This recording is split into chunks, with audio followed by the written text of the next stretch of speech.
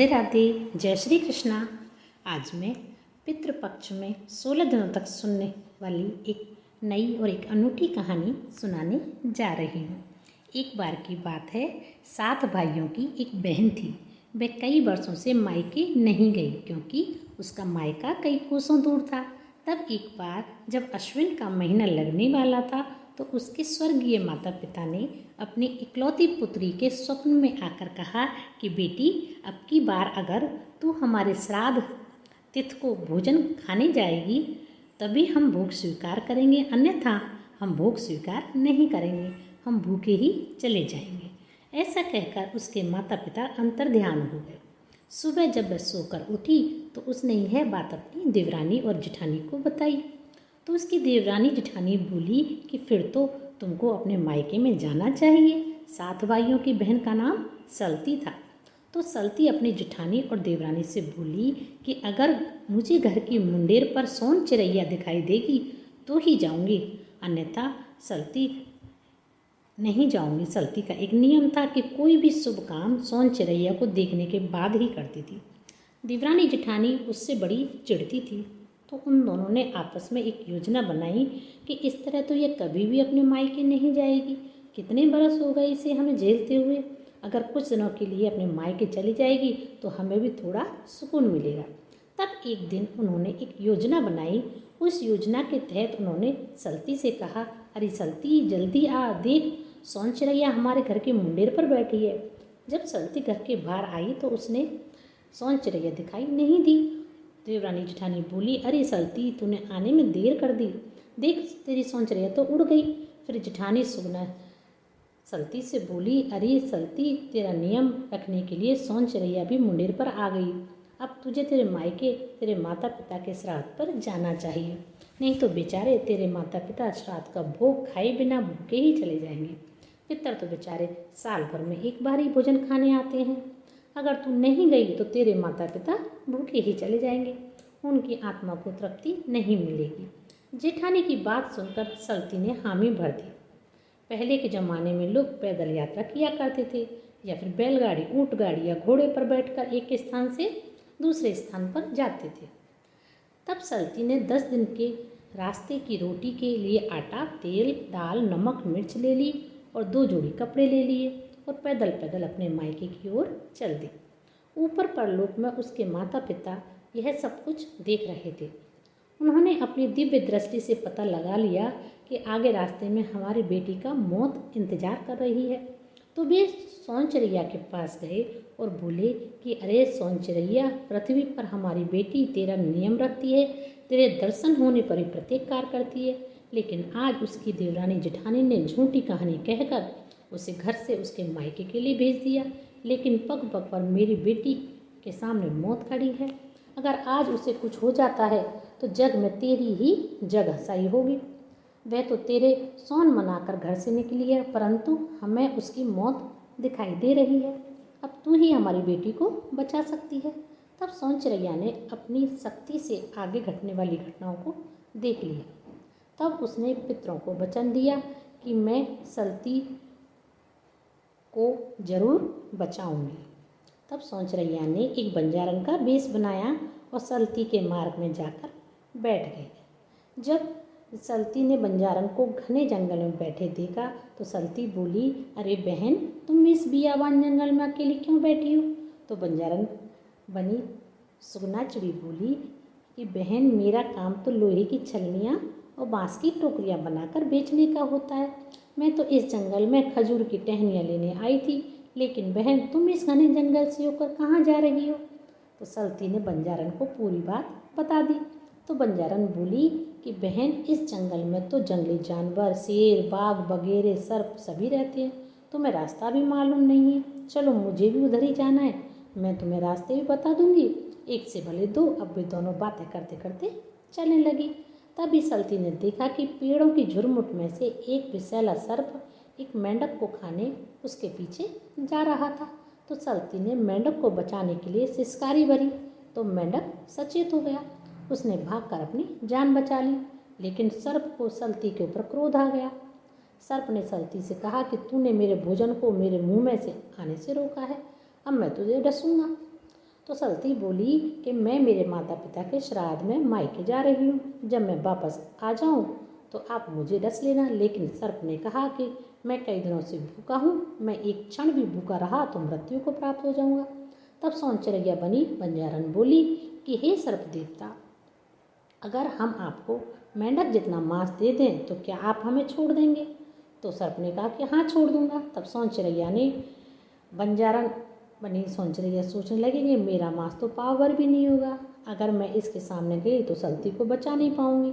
तब बंजारन बनी सौंचरैया ने सलती का एक हाथ काटा और सर्प को खाने के लिए दे दिया। सलती दर्द से कराहने लगी और रोने लगी। बंजारन से बोली कि बहन, तुमने ऐसा क्यों किया? तो बंजारन बोली कि बहन, तुम्हें बचाने का मात्र यही एक उपाय था।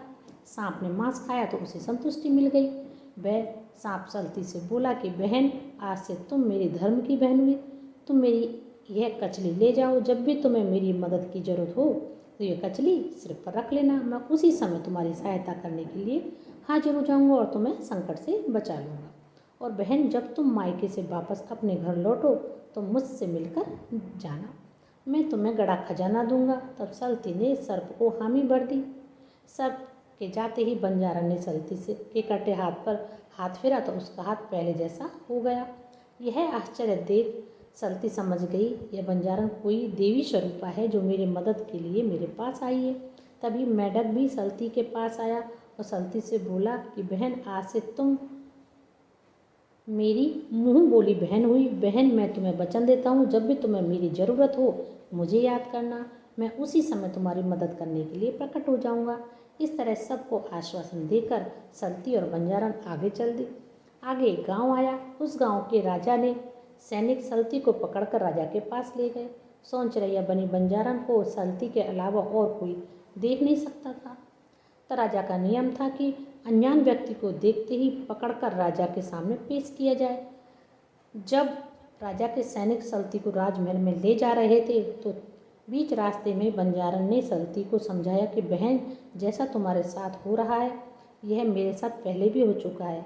यह राजा तुमसे पूछेगा कि तुम मेरे गांव में क्यों आई तो तुम कहना कि मैं मेहनत मजदूरी करने आई हूँ।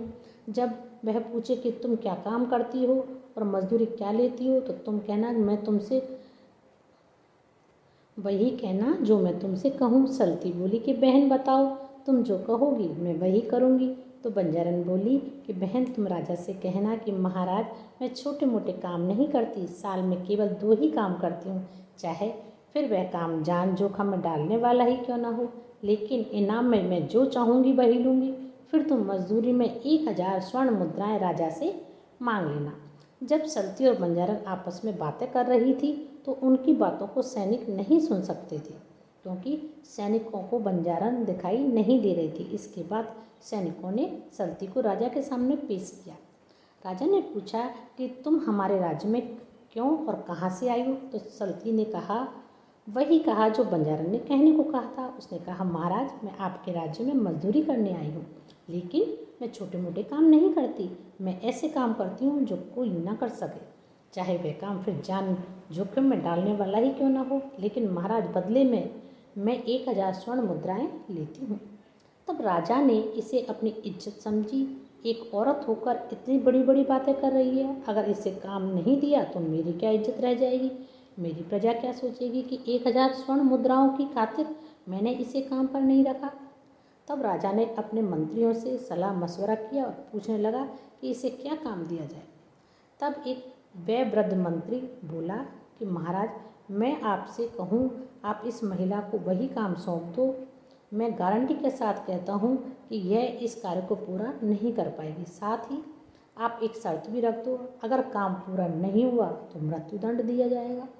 तब राजा ने उस महिला को दरबार में बुलाया और कहा कि आज मैं तुम्हें एक काम सौंपता हूँ, यह काम तुम्हें 24 घंटे के भीतर पूरा करना होगा।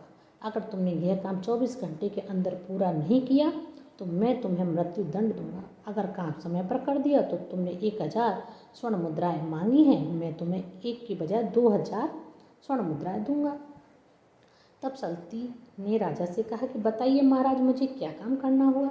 तो राजा ने कहा कि एक दिन पहले मैं और मेरी रानी समुद्र किनारे टहल रही थी तो मेरी रानी को का बेशकीमती हार कहीं गिर गया। मेरे सैनिकों ने उससे बहुत ढूंढा, परंतु वह हार हमें कहीं नहीं मिला। अब यह मालूम नहीं कि हार समुद्र में गिरा था या फिर रेत में। तुम मेरी रानी का हार ढूंढ कर ला दो। उसके बाद सलती बंजारन बनी सोनचरिया के पास आई और बोली कि बहन, अब तो मैं जीवित नहीं बचूंगी। राजा की शर्त ही कुछ ऐसी है। पूरी बात सुनने के बाद बंजारन ने सलती से कहा कि तुम अपने मुंह बोले भाई मेंढक को याद करो, अब वह ही तुम्हारी मदद करेगा। तब सलती ने मेंढक को याद किया। उसी क्षण मेंढक प्रकट हो गया। सलती ने मेंढक को पूरी बात बताई और समुद्र में से हार ढूंढ कर लाने में मदद मांगी। मेंढक ने अपनी मुंह बोली बहन को वचन दिया और कहा कि बहन, तुम चिंता मत करो, 24 घंटे पूरे होने से पहले हम रानी का हार ढूंढ कर ले आएंगे। तभी उस मेंढक ने अपने साथी मेंढकों को आवाज़ लगाई। थोड़ी देर में वह मेंढकों की फौज आ गई। कुछ ही घंटों में उन्होंने हार ढूंढ लिया और लाकर सलती को दे दिया।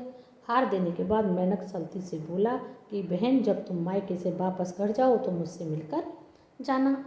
सलती ने मेंढक को भी वचन दिया कि उसके बाद सलती ने हार ले लिया और ले जाकर राजा को दे दिया। हार देखकर राजा आश्चर्य में पड़ गया कि मात्र कुछ ही घंटों में सलती ने काम कर दिखाया। तब राजा ने फिर से अपने मंत्रियों से सलाह मशवरा किया। कहा कि अब की बार कोई ऐसा काम बताओ यह ना कर पाए ताकि मुझे 2000 स्वर्ण मुद्राएं ना देनी पड़े। मैं इसे फांसी की सजा देना चाहता हूँ। तब एक मंत्री बोला कि महाराज, स्त्रियों की अकल घुटने में होती है। आप इससे ऐसा प्रश्न पूछिए कि यह उस प्रश्न का जवाब ही न दे पाए। तब राजा ने बुद्धिजीवियों को बुलाकर पूछा। तब एक बुद्धिजीवी व्यक्ति राजा से बोला कि महाराज, आप इसे पूछिए कि नर बड़ा है या नारी। अगर यह इसका सही जवाब 3 दिन में ना दे तो आप इसे फांसी की सज़ा सुना देना। यह सुनकर राजा बहुत खुश हुआ। तब राजा ने सलती को बुलाकर कहा कि अब मैं तुम्हें एक और काम देता हूँ। तो सलती बोली कि महाराज, मैं आपको वही काम करूँगी, उसके बाद मैं काम नहीं करूँगी, क्योंकि साल में मैं सिर्फ 2 ही काम करती हूँ। तो राजा मन ही मन सोचने लगा और खुश होने लगा। इसके बाद तुम जीवित रहोगी तो ही तो काम करोगी। फिर राजा मुस्कुराते बोला, ठीक है, तुम यह अंतिम काम करो। तुम्हें एक प्रश्न का उत्तर देना है। तुम बताओ कि नर बड़ा है या नारी। सोच समझ कर जवाब देना। मैं इस काम के लिए तुम्हें 3 दिन का समय देता हूँ। अगर तुम्हारा जवाब गलत हुआ तो मैं तुम्हें फांसी पर चढ़ा दूंगा। सलती वापस बंजारन के पास आई और राजा की दूसरी शर्त वाली बात बताने लगी। तो बंजारन ने सलती से कहा कि बहन, तुम अपने मुंह बोले भाई सर्प को याद करो, उसे यहाँ तुरंत बुलाओ और जो मैं तुम्हें कहती हूँ तुम वही उस सर्प भाई से कहना। तब सलती ने सांप की केंचुली अपने सिर पर रखी और सर्प देवता को याद करने लगी। तभी वही सर्प आकर प्रकट हो गया और सलती से पूछने लगा कि बहन बताओ, तुमने मुझे कैसे याद किया। तब सलती ने सर्प देवता से कहा, आप राजा के महल से मंदिर तक एक लंबी सुरंग खोद दो। आज आपकी बहन की जान खतरे में है। सर्प ने कहा, मैं उस राजा को ही डस लेता हूँ जो तुम्हें तंग कर रहा है। ना रहेगा बांस ना बजेगी बांसुरी। तो सलती ने कहा कि नहीं भाई सर्प, मैं राजा को मारना नहीं चाहती, मैं उसे सबक सिखाना चाहती हूँ। अब मैं जो कहती हूँ आप वही कर दीजिए। तब सर्प ने एक ही दिन में सुरंग खोद दी। वह राजा दिन में 3 बार माता दुर्गा के मंदिर में दर्शन करने जाता था। इधर सलती महल में नज़रबंद थी। उधर राजा मंदिर में दर्शन करने गया तो उसे वहाँ सलती भक्तों की लाइन में खड़ी दिखाई दी। राजा सलती को मंदिर में देखकर आश्चर्य में पड़ गया और उसी क्षण घोड़े पर बैठकर महल के कारागार में देखने पहुंचा तो सलती उसे कारागार में भी दिखाई दी। फिर से राजा मंदिर में घोड़े पर चढ़कर बैठकर देखने गया तो फिर से पंक्ति में सलती दिखाई दी। इस तरह राजा ने महल से मंदिर और मंदिर से महल में घोड़े पर बैठकर एक ही दिन में कई चक्कर लगाए। शाम तक राजा थक हार कर बैठ गया।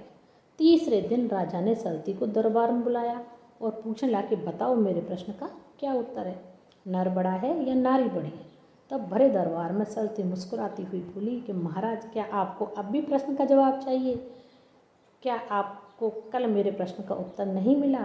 फिर भी मैं आपको जवाब देती हूँ। अगर आप कहते हैं कि मैं अपने मुख से प्रश्न का उत्तर दूँ तो चलो मैं ही बता देती हूँ। महाराज, नर और नारी में से नारी बड़ी है।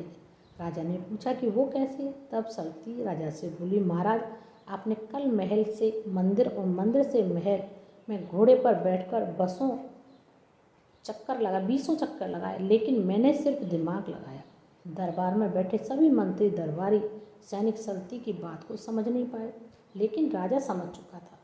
राजा ने सोचा कि अगर ज़्यादा सवाल जवाब पूछूंगा तो सबके सामने सच्चाई बतानी पड़ेगी और मेरी इज्जत सबके सामने घट जाएगी।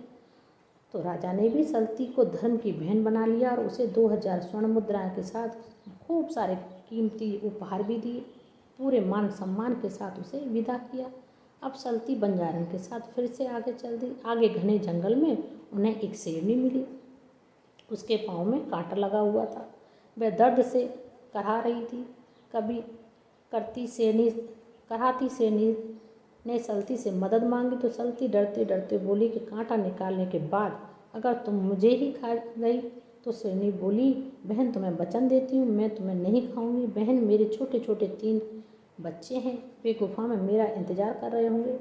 मैं 2 दिन से यहाँ पड़ी हूँ। अगर मैं आज अपने बच्चों को दूध नहीं पिलाऊंगी तो मेरे बच्चे भूख से तड़प कर मर जाएंगे। तो सल्ती बंजारन की तरफ देखने लगी। बंजारन ने कहा कि बहन, तुम शेरनी के पाँव में से कांटा निकाल दो, वह तुम्हें कुछ नहीं कहेगी। तब सल्ती ने शेरनी के पाँव में से कांटा निकाल दिया। उसके बाद शेरनी ने सल्ती से कहा कि बहन, मैं तुम्हारा यह कर्ज उतारना चाहती हूँ, तुम मेरे साथ मेरी गुफा में चलो। तो सल्ती ने शेरनी से कहा, अभी तो मैं मेरे मायके मेरे माता पिता के श्राद्ध पर रोटी खाने जा रही हूँ, जब मैं वापस लौटूंगी। इस तरह सल्ती ने शेरनी को वचन दे दिया और वापस अपने मायके की ओर चल दी। इस तरह उन्हें चलते चलते 8-10 दिन हो गए। तब 10वें दिन बंजारन सल्ती से बोली कि बहन, थोड़ा आगे जाते ही तेरे मायका का घर आ जाएगा। अब मेरा पड़ाव भी आ चुका है, अब मुझे भी जाना है। तब सल्ती बंजारन से बोली कि बहन, इतना तो मैं समझ चुकी हूँ कि तुम कोई बंजारन नहीं हो, तुम तो कोई देवी स्वरूपा लगती हो। बहन, तुमने पग पग पर मेरी जान बचाई है और मेरी मदद की है। बहन, जाने से पहले तुम मुझे अपना असली परिचय दे दो। तो बंजारन ने सल्ती को पूरी सच्चाई बता दी कि कैसे उसकी देवरानी जेठानी ने सौंचरैया वाली बात झूठ कही और कैसे उसके माता पिता ने स्वप्न में आकर अपनी बेटी को बचाने के लिए मदद मांगी। उसी समय बंजारन ने सौंचरैया का रूप धारण कर लिया और उसे दर्शन देकर बोली कि बेटी, मैं तुम्हें सत्य की रक्षा करने के लिए यहाँ आई थी। मैंने तुम्हारे नियम का मान रखा ताकि जो भी मनुष्य मेरे दर्शन का नियम लेवे तो पूरे भरोसे के साथ लेवे, मेरे दर्शन का उन्हें शुभ फल मिल सके। कलयुग में कोई ऐसा ना कहे कि सौंचरैया के दर्शन करने के बाद भी उनके काम सिद्ध नहीं हो रहे। सल्ती ने सौंचरैया के दर्शन करे, उन्हें धन्यवाद दिया। सौंचरैया भी अपने मार्ग की ओर उड़ गई। उसके बाद सल्ती अपने मायके में पहुंची। उसके सभी 7 भाई और भाभियाँ, भतीजे भतीजियाँ अपनी बुआ से मिलकर बहुत खुश हुए। फिर सबने हंसी खुशी मिलकर माता पिता का श्राद्ध किया, तर्पण किया, कौआ कुत्ता गाय घास निकाला, पंडितों को भोजन खिलाया, खूब दान दक्षिणा दी। उसके स्वर्गीय माता पिता ने श्राद्ध का भोग स्वीकार किया और उन्हें ढेरों आशीर्वाद देकर अपने लोक में चले गए। फिर बहन भी वापस अपने घर की ओर चल दी। सभी भाइयों ने और भाभियों ने खूब सारा धन देकर अपनी बहन को विदा किया। उसके बाद सल्ती खूब सारा धन लेकर अपने घर की ओर चल दी।